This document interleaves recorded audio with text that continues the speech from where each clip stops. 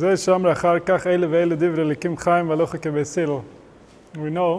that whenever we have a mandomer in Chazal, so we say Elu ve'elu divre lekim chaim, both are true. And this is not easily understood. How can both be true? Usually there's a reality. There's a reality that everybody has to be able to admit to so that we can know what's true. But what Chazal are trying to document is their accurate perception of reality. So when you have people of a different midah, like Hillel and Shammai, so Hillel is representing the midas HaChesed, Shammai is representing the midas HaGvura. So both of them are representing a lekim chaim, both of them are representing real manifestations of a human mind, because they were capable of actually telling us what's really inside of them. So therefore it's called Elu ve'elu divrei lekim chaim. A lekim, like we spoke about before, are all the forces of nature, the divine forces that create our experience, the divine forces within us, and the divine forces outside of us that create reality. And both of these manda omrim, both of these shittas, are divrei lekim chaim. They come from a divine nature that is alive, that is real, and therefore Chazal were able to encapsulate opposing ideas into reality, into the truth. So therefore it says, Valocha kebesil. At the end, even though Ele ve'ele divrei lekim chaim, we pass like the besil. So he says, Ele ve'ele divrei lekim chaim, that's the madrega of Reb Meir. That Reb Meir was able to see to the depth of everything, bring everything back to its truth.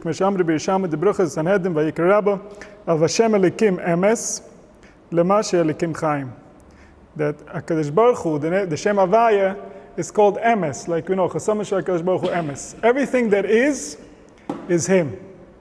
So if it happened, it's Him. So that's called Hashem, the Shem Havaya. And this is our work that we work on all the time, even though through our Golus we can't reconcile with what is, we're not okay with what is, so therefore we're not at one with HaKadosh Baruch Hu, we can't live in the Yichud, but we're working towards a realization that everything that is, we're okay with. And a person that gets to accept everything that is, he is Dovik Bashem. He's Dovik in reality. And this is why all the philosophies and all the ideologies will never get a person to be committed to reality the way that it is, because reality is not definable. Anytime you try to define your day, your week, your month, and then you say, okay, I figured out the formula, now going forward, this is how I'm going to act, the next day, or the next week, or the next month is going to prove you wrong. Because reality can't be encapsulated into philosophy. So how do you live with reality? You live with reality to sticking to what's real. Every moment, your job, if you do it successfully, is to merge your understanding of reality, your acceptance of what is, to what actually happened. Because then you're moving forward clean. You're moving forward in a way where you can react to what happens afterwards with the full conscience, with the full presence. The moment that something takes place within our reality that we cannot accept, we cannot live with, we're causing a separation between us and reality. And that separation will show itself. Eventually we're going to have to reconcile to reality, because reality is never going to leave. So our understanding of it, while it's happening, if it's not proper, is going to cause friction between us and what's taking place. That friction is the difference between us and HaKadosh Baruch Hu. That friction is what doesn't allow us to have dveikus. So therefore, while we're in Golus, while we're in a state that's difficult to accept, it's difficult to comprehend, it's difficult to live with, it makes us far from HaKadosh Baruch Hu. It makes us far from the Shekhinah. It makes us far from reality. We don't have the tools, we don't have the capacity to accept reality as it is. And this is the avoid of every single Yid. If somebody wants to get to a place where he can leave Emunah and go into emes, emes is the midah of day, the midah of chesed, and Emunah is the midah when you can't really perceive it. You believe that there's a way, you believe there's a truth, but you're not there. So to move towards emes means to take everything that happened to you throughout your life and accepting it, embracing it, because there is no other you. Any other you that you're accepting and embracing and building that is not the one that went through whatever you went through, that is not the one that you've been, is embracing an imagined being, is embracing Elohim Acherim, is embracing something that's not real. Only what's real is HaKadosh Baruch Hu. Only what's real. And we have to keep reconciling with what's real every single moment. And the beginning of the reconciliation, your whole past is going to come and present itself to you, because in the past we didn't accept it as real. So therefore, from that moment, there is a part of our spirit that is separated from reality. And it's our job to unite them. And the easiest way to unite with reality is to recognize that everything happened for a purpose. Because even though the events we cannot fully understand, and we can't know why things happen the way that they happen, but we have to understand that our nature of how we respond to what's happening, that's a divine nature. We have to respect our response to what happened. That response is where most of the time we get it wrong. The response is where we cause the trauma. The response is where we cause the separation with reality, the separation with truth. So we have to work on our response to the events so that we accept them and embrace them, and we try to improve this reality that we live in. Not an imagined reality, not to say, I understand life, I know it better, and this is the way it should have been. I'm really happy with myself, because had life been the way that I think it should be, I would have been happy. That's not reality. That's not the way that HaKadosh Baruch Hu created. And a person like that is going to miss his chance to act, because he's not going to be present while life is happening to him. So life is happening now, and life is happening the way that it's happening. To the extent that we can digest everything that's happening the way that it's happening, to the extent that we can embrace everything that's happening the way that it's happening, to the extent that we can love everything that is the way that it is, we become more real. We come into manifestation.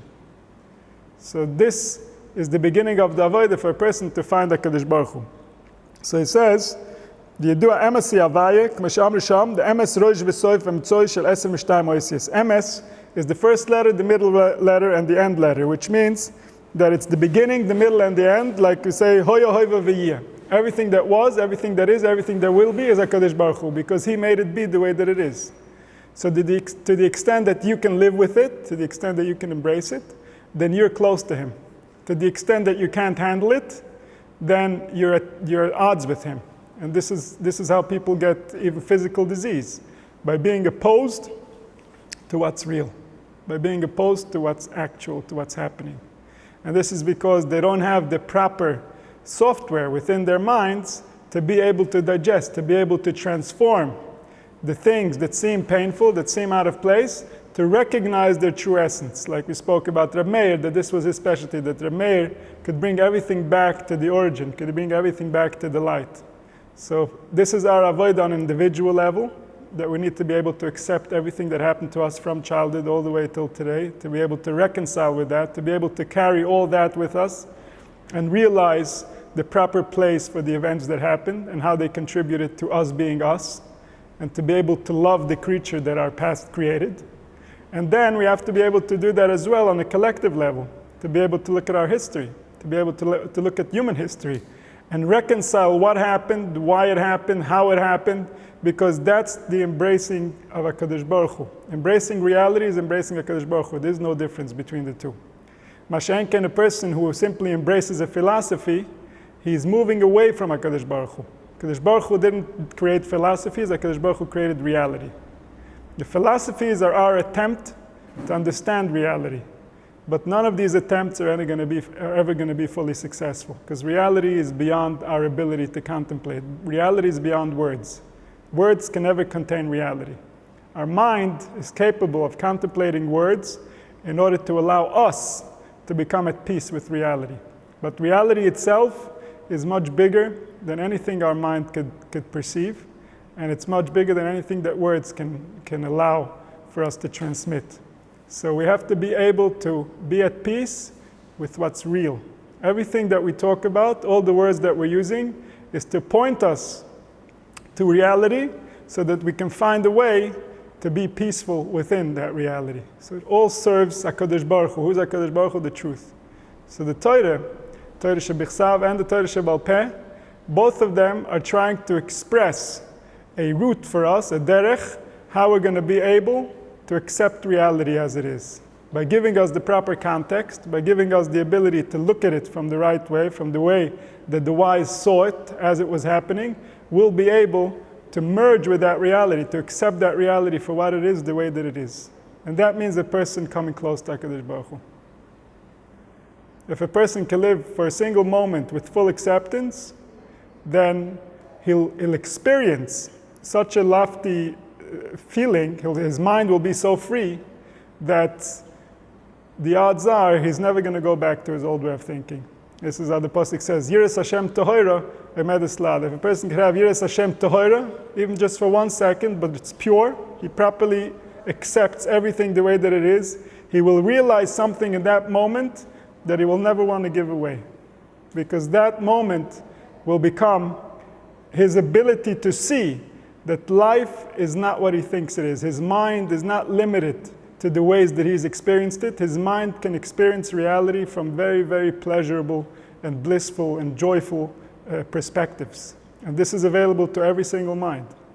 So the events and the way we interpret them, they lock us out from those abilities, from those perspectives that our mind already has prepared, that our mind wants us to live in. This is why we have the human mind. This is why we have such a sophisticated mind. By not being able to accept reality the way that it is, we are locking ourselves out from those places, from those abilities.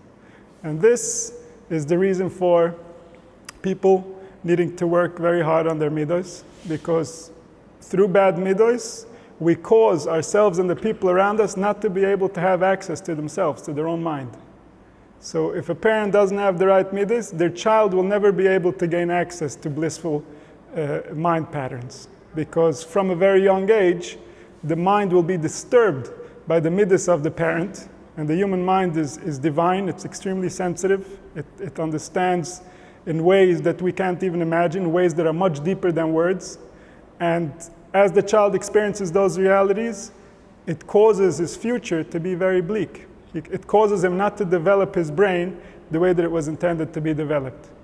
So if we want to see this even more pronounced, if we look at a human being, how he's born, a human being is born very differently than all the other creatures. Because a human being, when he's born, is completely helpless. An animal, when it's born, it can, within a few hours, run away from fire, go towards food, and it can take care of its basic needs of survival on its own. A human being cannot do that. And the reason for that is because comparatively, the human skull is much bigger than its mother's body, and comparatively speaking, than any other animal, than any other mammal. And for that reason, nature allows a human being to leave the womb before its brain is fully developed. Human beings, because they're so intelligent, they were entrusted with having infants that don't have a fully developed brain, and it was assumed that a human being will be sensitive enough and kind enough to create an environment for the infant, to create an environment for the child that is equivalent to still being in the womb. That a human being will be so caring and so loving and so understanding that it can allow the child to continue growing its brain, to continue like it's still in the womb, even though it's already outside of the womb. And this is to allow for us to have the proper brain size so that we can experience what we need to experience, which today we don't have access to, obviously. We use a tiny fraction of our capacity when it comes to brain power. So in reality, our being born early with an underdeveloped brain doesn't really serve its purpose, because the brain functions that we use, we probably could have done with a much smaller brain. But nevertheless, nature, the way that it created us, allowed for the human being to leave the mother's womb and to continue to develop, and it's the job of the people around to give that child the atmosphere, give the child the environment so the brain can continue to grow. Now, as soon as there's interference, because of bad midos, because of parents trying to control their children, or parents being annoyed by their children, or being busy with more important things, and I'm saying that sarcastically because there's obviously nothing more important than our children. So the parent doesn't allow for the child to get access to his full brain development. And all of us are walking around with an underdeveloped brain. This is not a maybe or an if, but this is a fact. That none of our brains were fully developed the way the human brain needs to be developed. And therefore, we don't have the ability to interact with life the way that a human being is supposed to interact with life. We don't have access to different feelings, different emotions, different understandings. And this is the reason why we can't understand most of the ancient writings, because their brain development was in many ways far ahead of ours. Their understanding of nature, understanding of life, understanding of allegory and the nature of life, understanding their dreams, understanding their imagination was light years ahead of what we understand today. And this obviously has to do with brain development. This has to do with ways of thinking and understanding. This has to do with self-acceptance and love. All the things that this generation has a very, very, very big lack, very big deficit in. So for a person to be able to accept reality the way that it is in Galus is an avodah of being mevatel, all his ritzonos. And this is why we see in Chazal so many times that Adam ki yamus ba'oil, a person needs to die before he can understand the Torah, meaning that he has to be ready to be mevater on all the suffering that has been caused to him and all the suffering that is going to continue to suffer because of the situation we're in, because of the place we're in, because like we said before, in order to be together with HaKadosh Baruch Hu, in order to be together with reality, in order to improve reality, we have to first make peace with it. We have to be able to embrace what is the way that it is, because that's the only time we're going to stand understanding it. As long as we're in denial of what is, as long as the suffering is too much for us to look it straight in the face, we can't understand what we're even dealing with, and therefore we can't really improve it. The improving it only happens after we embrace it and accept it. And that's the avodah of every single yid, is to accept reality the way that it is, recognize it for what it is, recognize that yes, there's a lot of suffering, there's a lot of pain inherent in our existence, but we have to identify the reasons for it, we have to identify how it took place, and we have to identify what are we going to do to reduce that suffering for the future, to reduce that suffering from future generations, to change the way that we think and understand so that people know that human beings are more important than anything else that's happening in any life. There's nothing that takes place in life that's more important than human beings. If something is important, it's only because of how it's going to impact human beings, of what effect it's going to have, and what it's going to do. And that includes the Torah. The Torah is not beyond human beings. The Torah serves human beings because human beings are the purpose. So at the same time we say, Bereshis, Bishvil HaTorah sheniknu Bereshis, that the world was created because of the Torah. At the same time we say, Bereshis, Bishvil Yisrael sheniknu Bereshis. Because Yisrael is the purpose of the Torah. The Torah has no purpose other than Yisrael. Other than to build nefashos, which are reality, there's no reason for words. Words build reality. Reality is the people. Reality is only the people. Everything else that takes place in life is not real. It's only real to the extent that it serves the people. So when people will recognize that, people will behave accordingly, so human brains will look different. And they will function differently, and they will gain access to experiences and to recognitions and to realizations that are very, very far from our minds right now, that are impossible for us to contemplate at this point in time. So that's, when we look at the emes, we see HaKadosh Baruch Hu. Only the emes is HaKadosh Baruch Hu. And the emes cannot be defined in words. So HaKadosh Baruch Hu cannot be defined in words. The emes is our experience of what He made, and it's the only thing that He made. The Torah is here to explain the emes. That's why it's called the Torah's emes and the Torah's chaim. Chaim is the thing that lives inside of you that's beyond any definition, that's beyond any description, that's beyond words. That's called chaim. And the Torah is a Torah's chaim because it's supposed to enhance that being's ability to manifest his potential, to gain access to himself, so to speak, to create within life more than prior because of the ability to perceive reality from perspectives that are more real, that are more close to the truth, the way that HaKadosh Baruch Hu created it. Life, the life force within, the undefined life, is continuous, it's permanent, and it's infinite. Our manifestations of it are limited, but the life force, the life itself, is unlimited, and it continues for eternity. There's no gvul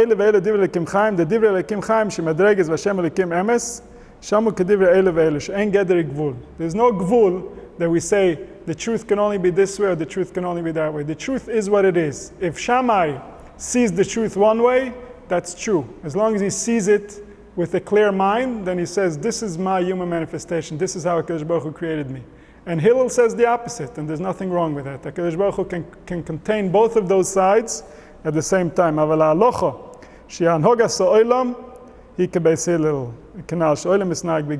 the world has to have one way that we say this is the halacha and the other is not. So mitzad HaKadosh Baruch Hu, Hillel and Shammai are both right. But mitzad us, we paskin like Beis Hillel. We behave in accordance with how Beis Hillel saw life, because we want to gain access to their midah. We want to gain access to the midas HaChesed. So by behaving in accordance with the psukim of Beis Hillel, we want to wake up within our being the behaviors of the midas HaChesed, the recognitions of the midas HaChesed, the ability to see life as something that HaKadosh Baruch Hu is working with constantly and allowing for a breaking of the rules in order to later maintain the rules. And this is ultimately the midas HaChesed, is that it allows people who are good and evil to continue existing. Mashenk in the midas HaGvura, the midas HaDin. Midas HaDin has no room for evil. So hayos, people have not arrived to the brain capacity to be human beings. So if we're going to pass him with the midas HaGvura, with the midas HaDin, we ourselves are going to lock ourselves out of life. We ourselves won't gain access to it. So as long as human beings haven't achieved that perfection, we have to behave in accordance with the midas HaChesed. Midas HaChesed means that even when a person crosses certain lines, there's always room for improvement, there's always room for betterment. We're always looking at how can we make this better. We're not looking to stand on the rules. The rules, so to speak, are there to be broken in the sense that we expect them to be broken. That we know ahead of time that even though these are the rules, people won't be able to stand within the rules. And therefore, the midas HaChesed will allow for them to continue their improvement even while they're learning, even while they're picking up what's real and what's not real. And therefore, we need the midas HaChesed as long as people are not ready to live in accordance with the midas HaGvura. In the midas HaGvura, people will have a better experience in life than today. Even though people assume that midas HaGvura is worse than midas HaChesed, so therefore it should make the experience worse. But the midas HaGvura means that people are actually behaving the way they're supposed to. Which means that your parents are going to give you what you deserve. You're going to give your children what they deserve. You're going to give your spouse what they deserve according to how HaKadosh Baruch Hu foresaw it. That's the midas HaGvura, that we're behaving in accordance with the midas HaDin. We're doing everything perfectly. So obviously that will cause a much better manifestation for humanity. But as long as humanity is not there, as long as humanity is not ready, we can only go through the midas HaChesed. The midas HaChesed means that even though we're not doing it perfectly, we constantly forgive and forget. We constantly try again. We embrace the imperfect. We're ready to play with the rules. We're ready to work around our weaknesses in order to make progress, in order to eventually arrive at perfection. So it says, Shalosh Shonim lechleku, the Beis Shammai and the Beis Hillel, Perish Shalosh Shonim is Shloshim Madreges. The Choshev Lahalan, Shem Shlosh Oves Avram Yitzchak Yaakov, Amabilim Lege Shloshim Minera. So it says, the 3 years represent the 3 main midas. The 3 main midas are Chesed, Gvura, and Tiferes. Because Netzach Hod Yisoid is a repetition, again, of Chesed, Gvura, and Tiferes, the left, the right, and the center. So Avram, Yitzchak, and Yaakov represent the 3 midas. Avram represents the midas of Chesed, Yitzchak represents the midah of Gvura, and Yaakov represents the midah of Emes, which is called Tiferes, the balance between the two. So he says these 3, against these 3 are the 3 midas of Ra, 3 midas of evil. Shalosh Imois, Edom, Moav, Ammon. Edom, Moav, and Ammon are against the 3 Avos, the 3 good midas. And these are the 3 nations that Klal Yisrael didn't inherit at the time when they came into Eretz Yisrael. The time they came into Eretz Yisrael, they received the 7 nations, the Shiva Imus. And in the future, when Mashiach comes, they're going to inherit 3 more. I think in the past it's called Kaini, Knizi, and Kadmoni. But here it's called Ammon, Moav, and Edom. And these 3, HaKadosh Baruch Hu said specifically to Klal Yisrael that they shouldn't bother them because the things, the people, the nitzotzes that were supposed to come out from those nations didn't come out yet. So we had to leave them live. We had to leave them, not only live, we have to leave them in peace. So that these people that have to come out from there will be able to come out in the proper manner. Like we know that the Rus came from Moav, and Namo Amoinis came from Ammon, and from Edom came different tzaddikim, even it says Reb Meir and Rabbi Akiva had lineage from Edom. So at the time, when Klal Yisrael inherited Eretz Yisrael, these three were left intact, and these are three midas that were still necessary to remain within Klal Yisrael until Bias Goel Tzedek. And these midas are, the first one is Kas. Kas is Edom. Sheneged le'sirtzach. K'masham Arizal, Yoshenemer achar b'chot tichya. You live by the sword. When does a person live by the sword? When he can't control his anger. He's always against everything. He's always trying to impose his will on other people and other things. That Malchus Beis David, even though Malchus Beis David was the one that was Mesaken Ammon and Moav, but they were not the ones that were Mesaken Edom. Because Edom, the mid of Kas, doesn't go through the Malchus Beis David. The Kas doesn't belong to Klal Yisrael, this midah. And Malchus Beis David remes likloris haknes Yisrael ki yediyah ki hamelech yuam. So Beis David represents Klal Yisrael, because the king represents all of the people. And therefore, the caste that doesn't belong in Klal Yisrael doesn't have a representation of Malchus Beis David. Aval mapelosam al yidei Beis Yosef k'mesham Arizal ki hefech hakas k'meshizbar b'mokam achar v'en shtiras haknes Yisrael machnes Yisrael mezek k'mesham Arizal shlosh shimonim shem kulam neged Esav sherem v'shlosh Yosef hefech zeh. So he's saying that the mapola of Edom comes through Yosef. And this is because, like we spoke before, Edom represents Christianity. Christianity is the nation, it's the only nation in the world, really, that came up with a philosophy where they believe that the Creator doesn't want people to be paravarova. He doesn't want people to be involved in relationships between a husband and a wife. And we see the Torah, when HaKadosh Baruch Hu created man, it says very specifically, Lo tov v'yos adam levadei. It's not good. And Christianity turned that on its face. Somehow they decided that this is supposed to be good, this is the right way.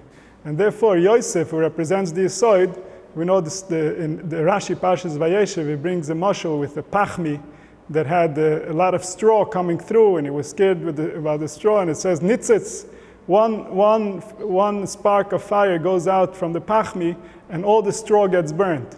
So the same thing, Yaakov was seeing the alufei Esav, and he was concerned. He said, all these big people, how are we going to conquer them? So HaKadosh Baruch Hu said to him, Nitzitz Yosef mi Yosef, v'soyref v'mechal es kulam. Just a little spark from Yosef, and all of Esav is gone. And that's because the Midas HaYesod has the ability to conquer all of the koiches of Esav, all of the koiches. Everything that they stand for can be turned over through the Midas HaYesod, through the appropriate use and understanding of what the Midas HaYesod stands for. So Yosef represents that midah. Yosef represents the Midas HaYesod, and it represents the appropriate connection between husband and wife. Like we see by the story of Potiphar, that he was looking for an appropriate manifestation. Like he said to her that if he'll do what she wants, v'chetasi le'lehim, I will be offending the very nature that created me. So he knew and he understood that there's a proper way of going about this area. And therefore, later on, he was zoiche to all the gedula that he was zoiche to through showing his strength, his power in this area, in this field. And this area, when it will be understood appropriately, will reduce Christianity to a thought, an afterthought that nobody wants to go back to. But this is also the root of the midah of Kas, because Kas happens when a person is not satisfied, when a person is frustrated, when a person doesn't feel that his life is worth living. That's the shoyrish of Kas. And that shoyrish, again, relates to the midah of Yosef. The Christianity's understanding of Yosef is the shoyrish of midah HaKas. This is the cause of the anger. And as we can see, that as soon as that religion took over, the Romans, once they became Christian, the bloodshed and the anger and the sword and the fighting and the thirst to see violence, just it exploded, and it continued on for many generations. Many generations it continued, this anger that had to do with people restricting their very nature, trying to rewrite what HaKadosh Baruch Hu created. So this is the midah of Kas, and this midah will be only properly uprooted when Mashiach comes, when people will recognize the purpose of life and how it's supposed to be lived. So then automatically anger will not be one of the manifestations created. The gaiva is moyav, k'mashenema shemani goin moyav ger ma'od. Men nishtal b'Yisrael v'tekina David HaMelech alav Hashem Shema v'noichi tilas v'mashplas v'kaved koine. So David HaMelech, he had the proper gaiva. So even though he was a melech, even though he was the most powerful man in Klal Yisrael, the powerful man in the world at the time, and even though he won many wars, when it came to HaKadosh Baruch Hu, he had no respect for himself whatsoever. He was ready to throw away everything that he stands for HaKadosh Baruch Hu. Like he said, "V'noichi tlaz v'loish." We see this also by the way he was dancing when his wife Michal was looking down at him and saying, "How could you embarrass yourself in front of the servants?" And he said, "For HaKadosh Baruch Hu, I will do much more than that," because he recognized that his gaiva, his ability to be more, his ability to rise, is kvod shamayim. That's the only reason it's there. And this he got through Rus. This ability to be promoted, to be higher than the rest of the nation, to know how to run a nation, to be on top, and still be able to surrender to what's real, to surrender to what's true, to recognize his place in reality. This he got from his grandmother Rus, who was willing to leave her nation, which was a nation that was very proud of itself, like we said in the pasuk says, "Shemanu goin moav go moed," that they used to hold of themselves very strongly. Yet she was able to put that all aside when she saw something more real. When she recognized that Naomi was connected to something more real, she didn't want any part of it. She didn't want any part of that gaiva, because she understood that eventually, it might take years, it might take even decades or centuries or millennia, but eventually the truth is the only thing that will stand. And she wanted a part in that truth, regardless of what it takes. So therefore she was able to be mesak in that midah, that Moav had an aliyah, Moav had a purpose because of that. Ad kedei kach that HaKadosh Baruch Hu, when he was turning over Sodom, this was the only thing that was important to him. How do I save this Preda Toiva? How do I save Rus so that she can still come out into reality, she can still be created? So that's because of her realization, of her way of seeing life, her recognition that came dafka through Moav. It came dafka through an act that seemed like a very chutzpahdik act, especially the way she called the child Moav, where she's actually saying the story basically in the name of the child. But that was all necessary in order to get David HaMelech to look the way that he did. So all that goes into the ingredients of David HaMelech, of creating a David HaMelech. And the last one is Sheker. Sheker is Amon. L'chein krosi ben Ami shalom emes. They're saying that she wasn't honest.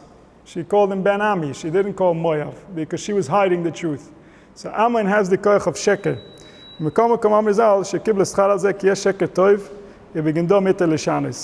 That the reason that they will be the ones that are Mesak and Sheker is because even though the name Amon is Sheker, she's hiding the true story, but she did it in the right way. She did it because of tznius. And therefore, through her will come a tikkun to the midah of Sheker, through Nama Amoinis, who Shlomo HaMelech married, and from her came Rechovam, came the lineage of the kings, of the Malchus Beis David, and Mashiach Tzidkenu will come through that lineage. So this was a tikkun for the midas HaSheker.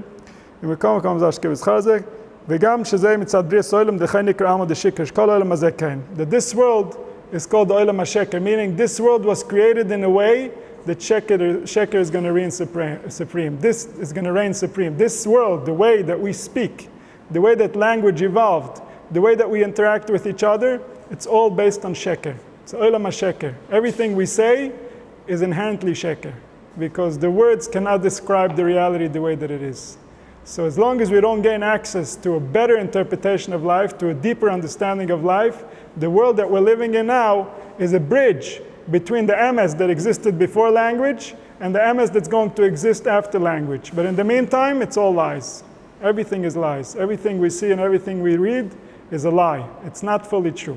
And our ability is to be able to see through the lies, to recognize what's real within the lies, to be able to allow the language to point us to the truth, and not let the language become a impediment or a blockage which doesn't allow us to see the truth. It doesn't allow us to see what's hiding behind the words. What is it really pointing at? What does it really mean? So it says, לפיכך לא נשתלה עד רחבם שאחר בניין בית המקדש למלך אלוהים השם רמז למשיח אחר כך הזביח סייצא לגמרי ואז נסתר לכמה דשקר רחבם תקינוי לכן אוחז באמס ועוז לצזקיינים. So it's saying that the Na'ama Amoinis only came into Klal Yisrael after the Beit HaMikdash was already built. And that indicates that Sheker is the one that's going to have its tikkun the last. Only when Mashiach comes, only when we turn this world into a world of emes, only when people will be able to live with the truth, only when the truth will be good enough so that we don't have to turn our backs on it, we can actually accept it the way that it is, only then will Sheker have its tikkun. And therefore Nama comes later, after Shlomo HaMelech already built the Beit HaMikdash, and then Rechavam, who he says we can see how he had the Midas Emes, because after Shlomo HaMelech died, the Zkenim gave an eitzah to Rechavam saying that he should reduce taxes and be friendly to the people. And Rechavam, he did the opposite. He listened to the young people. He raised taxes and he started being more tight. He said, if you think my father was heavy-handed, just wait and see me. And this caused a lot of problems. This wasn't necessarily the best move to do. But Reb Tzodok is saying here that it came because inherently he had a very strong Midas Emes in him. So he couldn't pretend to be nice, even though that was the right thing to do, because he had to have his truth go forward, and it caused him damage, it caused problems. So that's why he says, he didn't listen to this Kainim who were telling him how to interact with the people. These three midas are still running after us until this day. We still weren't misakin. So the other midas of the 7 nations, where it says l'sachai kol neshama, so there we made a lot of progress. When Klal Yisrael came into Eretz Yisrael, when Klal Yisrael won all those battles, so we made progress with those midas. But these midas we were never able to go to war with, because we still had a necessity for them called Zman we're in Golus. As long as we're still in Golus, we can't eliminate these midas, or we won't be able to survive. If a person loses his ability to speak Sheker, then he has no manifestation in this world. He has no ability to interact with anyone. So this is an inherent need that we have in the Olam HaSheker, is our ability to interact with people and not be fully transparent, because we can't. So this is something that we need. And the same thing, kas. Kas is a reaction to somebody being wronged.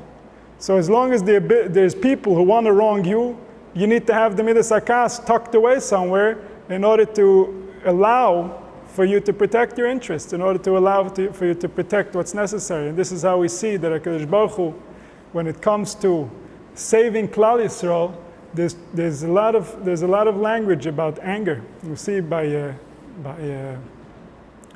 Leil Seder, which is an interesting place to put it. But we know that the Leil Seder has an order of its own. Everything that happens in its proper place. The way that we have the matzah and the mortar before we get to the Shulchan Aruch, and then by Shulchan Aruch comes Tzofun, and then we when we invite Eliyahu Novi in, we say Shafoy Chamoscha Lagoyim Asher Lo Yeducha V'Mamlochas Asher B'Shimcha Lo Yikarohu. And this comes dafka after Tzofun, which Tzofun has to do with Yosef HaTzadik, like we said before. So through that tikkun comes that the kas that HaKadosh Baruch Hu still has in the Bria, the anger, the frustration that comes from being from manifesting life in such a terrible way, all that frustration should come out on the right recipients, on the ones that are really responsible for the suffering, not the ones that are also entangled in it, but the ones that caused it in the first place, the ones that want it to be that way, the ones that thrive on this type of behavior. That the anger should go towards them. And then, once the anger is spilled on the right address, then there's no more anger. Then there's just peace. Then there's just acceptance, because there's no necessity for anger. And this is what Yaakov Avinu was meramis to Esav when he said, you can go ahead, you go to your country, and we'll visit you later. Ad Yaveram Hashem, Ad Yaveram Zi Kenisa, and then we'll take care of Edom. And that's because Yaakov Avinu understood that Adam still needs a manifestation until the right time will come. When the right time will come, then we'll come back to Esav, we'll come back to this midah of Kas, and we'll be able to annihilate it. We'll be able to completely erase it from the human manifestation, from the human experience. V'hine Arizal, V'Hashem imoy, she'alocha k'moisei b'chol mokom. So he's saying, Shelechaven alocha amito, tzorech li is b'kir b'kodesh, V'Hashem imoy. That David HaMelech is called Admoinim Yefei Enayim. He's Admoini, he's red, and he has nice eyes. So Chazal say, what does it mean, nice eyes, Yefei Enayim?